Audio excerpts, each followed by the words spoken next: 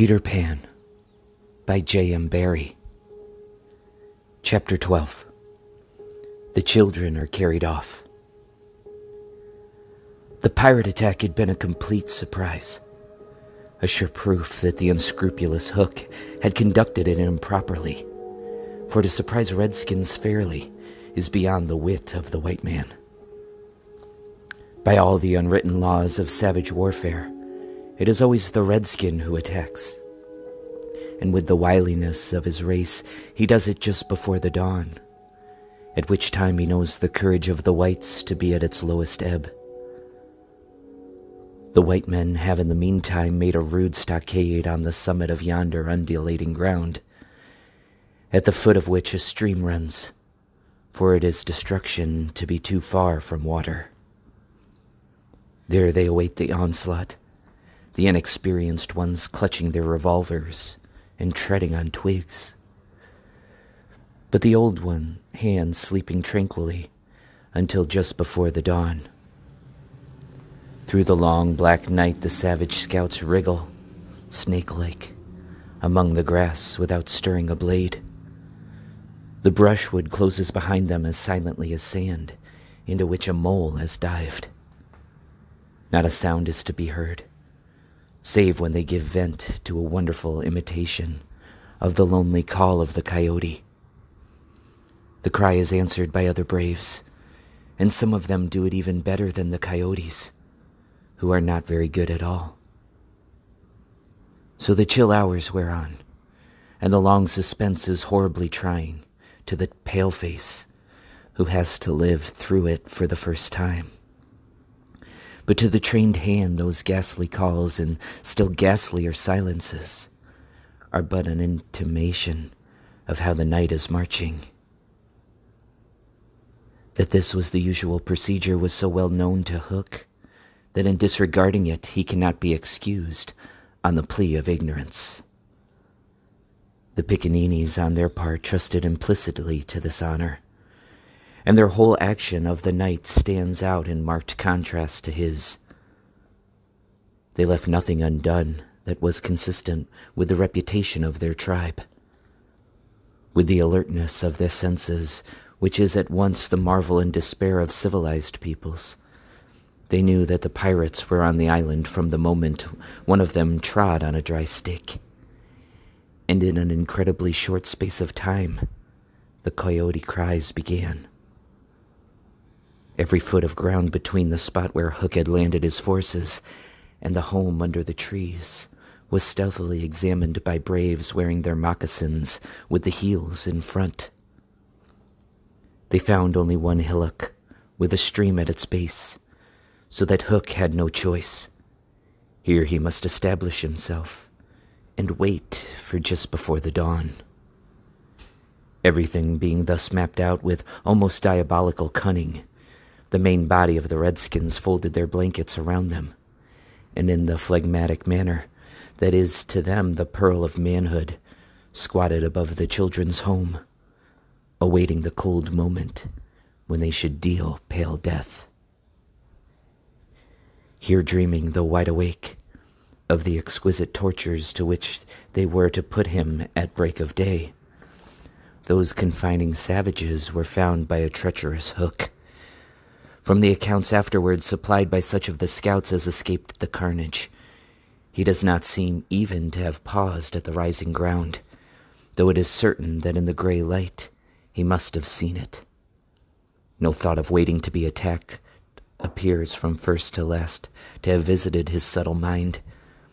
He would not even hold off till the night was nearly spent. On he pounded with no policy but to fall to. What could the bewildered scouts do, masters as they were of every warlike artifice save this one, but trot helplessly after him, exposing themselves fatally to view, and while they gave pathetic utterance to the coyote cry. Around the brave tiger lily were a dozen of her stoutest warriors, and they suddenly saw the perfidious pirates bearing down upon them. Fell from their eyes then the film through which they had looked at victory. No more would they torture at the stake, For them, the happy hunting grounds, now they knew it. But as their father's sons had acquitted themselves, even then they had time to gather in a phalanx that would have been hard to break had they risen quickly. But this they were forbidden to do by the traditions of their race. It is written that the noble savage must never express surprise in the presence of the white. Thus terrible as the sudden appearance of the pirates must have been to them, they remained stationary for a moment, not a muscle moving, as if the foe had come by invitation. Then indeed the tradition gallantly upheld, they seized their weapons, and the air was torn with a war cry. But it was now too late. It was no part of ours to describe what was a massacre rather than a fight. Thus perished many of the flower of the Piccaninny tribe. Not all unavenged did they die, for the lean wolf fell, Alf Mason, to disturb the Spanish Main no more, and among others who bit the dust were Geo, Scory, Charles Turley, and the Ostian Fogarty. Turley fell to the tomahawk of the terrible panther, who ultimately cut a way through the pirates with Tiger Lily and a small remnant of the tribe. To what extent Hook is to blame for his tactics of this occasion is for the historian to decide. He had waited on the rising ground till the proper hour. He and his men would probably have been butchered. And in judging him, it is only fair to take this into account. What he should perhaps have done was to acquaint his opponents that he proposed to follow a new method. On the other hand, this, as destroying the element of surprise, would have made his strategy of no avail, so that the whole question is beset with difficulties. One cannot at least withhold a reluctant admiration for the wit that had conceived so bold a scheme, and the fell genius with which it was carried out. What were his own feelings about himself at that triumphant moment? Fain would his dogs have known, as breathing heavily and wiping their cutlasses, they gathered at a discreet distance from his hook, and squinted through their ferret eyes at this extraordinary man.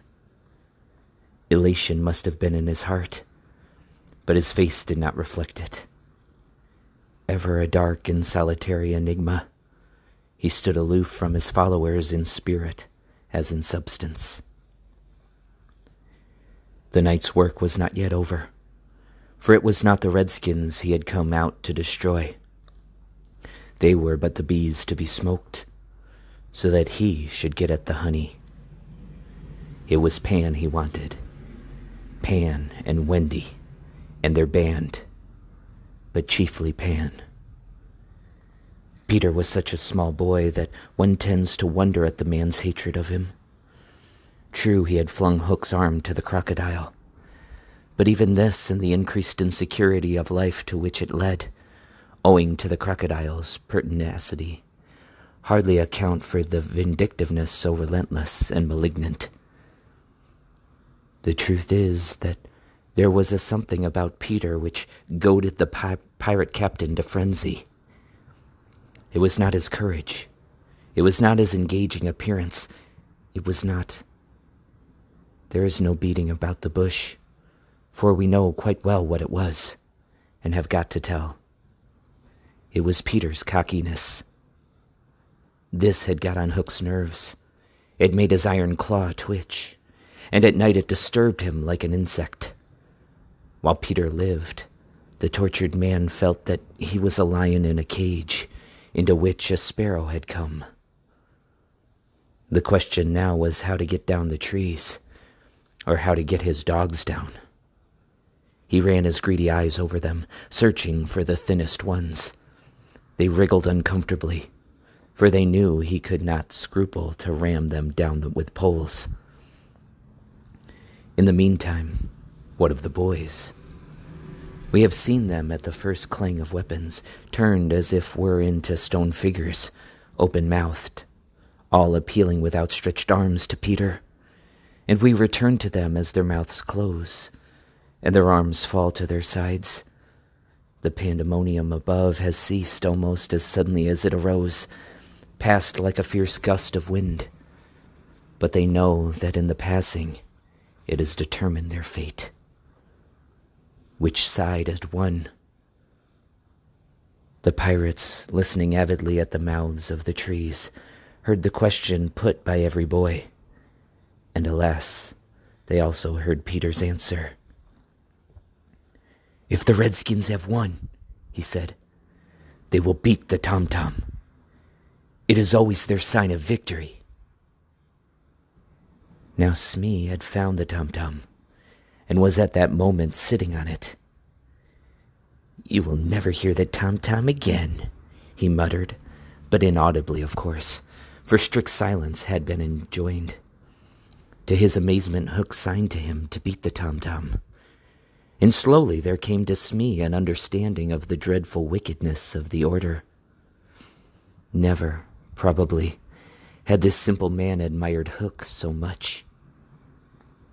Twice Smee beat upon the instrument, and then stopped to listen gleefully. "The tom-tom!" the miscreants heard Peter cry. "An Indian victory!" The doomed children answered with a cheer that was music to the black hearts above, and almost immediately they repeated their goodbyes to Peter. This puzzled the pirates, but all their other feelings were swallowed by a base delight that the enemy were about to come up the trees. They smirked at each other and rubbed their hands. Rapidly and silently, Hook gave his orders. One man to each tree, and the others to arrange themselves in a line 2 yards apart.